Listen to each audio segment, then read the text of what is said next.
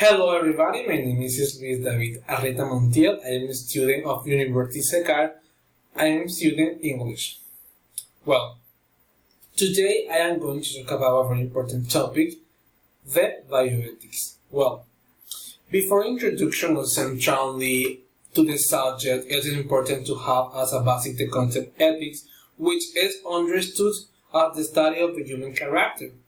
Well, therefore, a brain's derived furnish bioethics, which is understood as the systematic study of the human behavior in the field of the licensing with healthcare.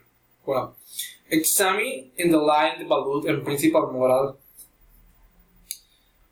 One the field bioethics is medicine and discipline that is responsible for studying, analyzing, and implementing all the principles and values with the medical field, where love, the right to life, respect are relevant as a purpose, responsibility as an act of the out.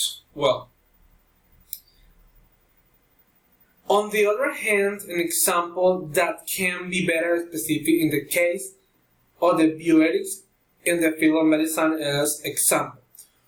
When a doctor discovers that a patient has a contagious disease, the doctor presents for him the opinion of his diagnostic, thus preventing the information from being leaked to third parties,